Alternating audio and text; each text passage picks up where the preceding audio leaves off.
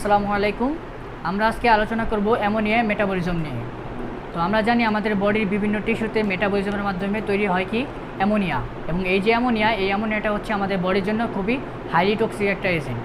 তো এই highly toxic এজেন্টকে আমরা কী করব, বডি থেকে আবার পরবর্তীতে রিমুভ করে দেব। তো আমরা এই অ্যামোনিয়ার মেটাবলিজমের মাধ্যমে দেখব যে অ্যামোনিয়া আমরা কোথা থেকে পাই, অর্থাৎ অ্যামোনিয়ার সোর্সগুলো কী কী এবং এই অ্যামোনিয়ার পরবর্তীতে ফেট কী কী। তো আমরা এখন দেখব অ্যামোনিয়া মেটাবলিজম। তো এই যে এই অ্যামোনিয়ার সোর্স কী?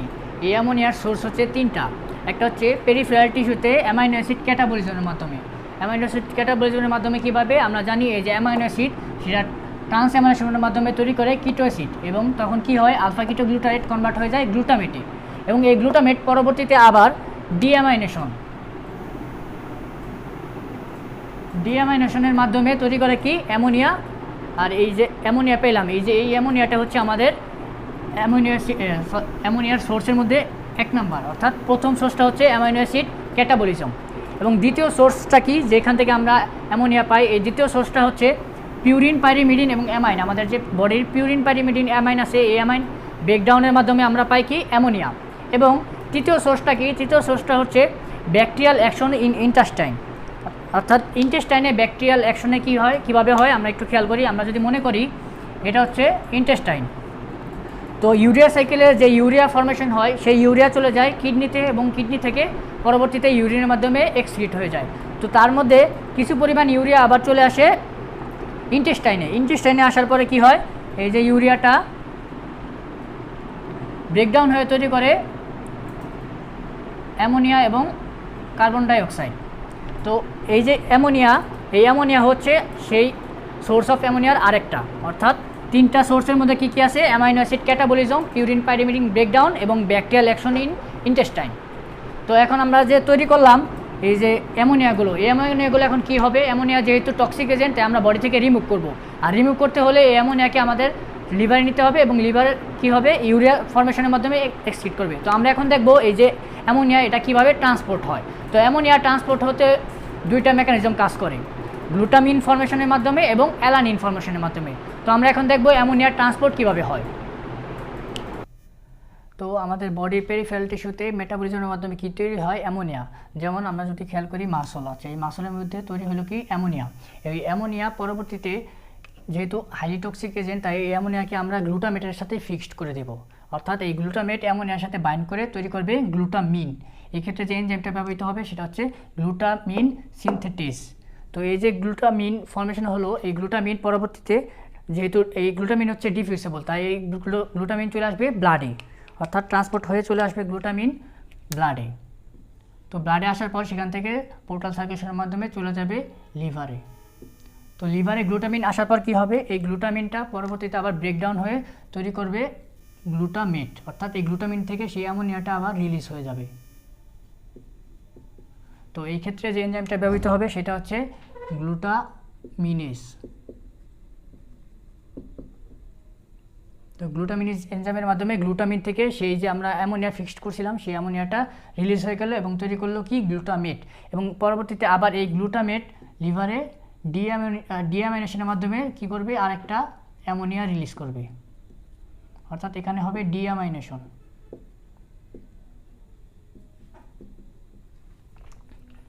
এবং এই যে গ্লুটামিন ব্লাডে আসলো, এই ব্লাড থেকে আবার কিছু পরিমাণ গ্লুটামিন চলে আসবে কিডনিতে। তো এই যে কিডনিতে গ্লুটামিন আসলো, কিডনিতে আসার পর আবার ঠিক একইভাবে গ্লুটামিন থেকে তৈরি হবে গ্লুটামেট, এবং গ্লুটামেট থেকে আবার আলফা কিটো গ্লুটারেট, এবং রিলিজ করবে অ্যামোনিয়া।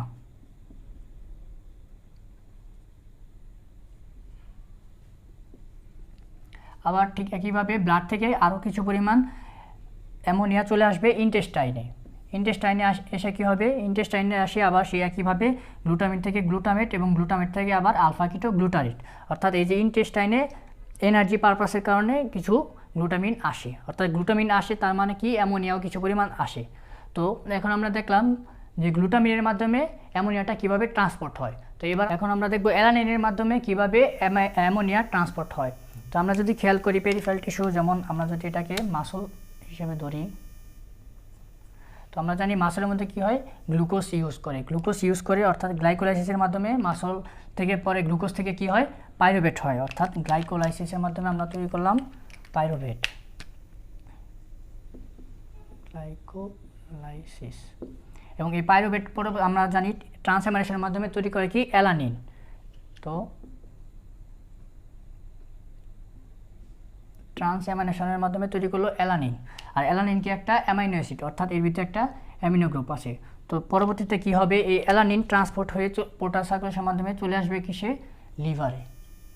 তো অ্যালানিন লিভারে আসার পর কি হবে, আবার রিট্রান্সঅ্যামিনেশন হবে, অর্থাৎ অ্যালানিন ট্রান্সঅ্যামিনেশন হয়ে আবার তৈরি করবে পাইরুভেট।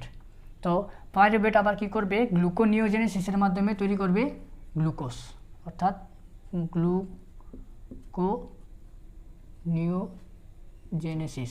গ্লুকোনিওজেনেসিসের মাধ্যমে পাইরুভেট আবার তৈরি করবে গ্লুকোজ, এবং সেই গ্লুকোজ আবার পরবর্তীতে চলে আসবে মাসলে, এবং মাসলতে আবার একইভাবে গ্লুকোজ ইউজ করে পাইরুভেট ট্রান্সঅ্যামিনেশন হয়ে অ্যালানিন। অর্থাৎ এই যে একটা সাইকেল, এই সাইকেলটাকে আমরা বলি গ্লুকোজ অ্যালানিন সাইকেল অথবা কোরি সাইকেল।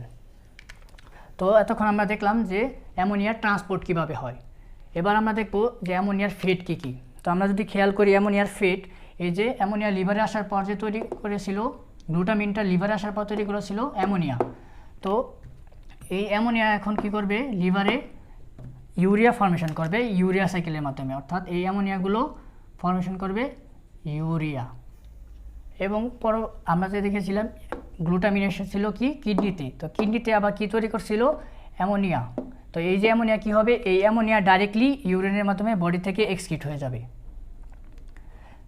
তো এটাই ছিল অ্যামোনিয়ার দুইটা ফেট, অর্থাৎ অ্যামোনিয়ার দুইটা ফেট কী কী ছিল, ইউরিয়া ফর্মেশন করছে এবং কিছু পরিমাণ অ্যামোনিয়া ডাইরেক্টলি অ্যামোনিয়াম আয়ন হিসেবে। আমরা জানি যে অ্যামোনিয়াটা ফিজিওলজিক্যাল কন্ডিশনে থাকে অ্যামোনিয়াম আয়ন হিসেবে, এই অ্যামোনিয়াটা থাকে ফিজিওলজিক্যাল কন্ডিশনে অ্যামোনিয়াম আয়ন হিসেবে, এবং ডাইরেক্টলি কিছু পরিমাণ অ্যামোনিয়াম আয়ন ইউরিনের মাধ্যমে এক্সিট করবে।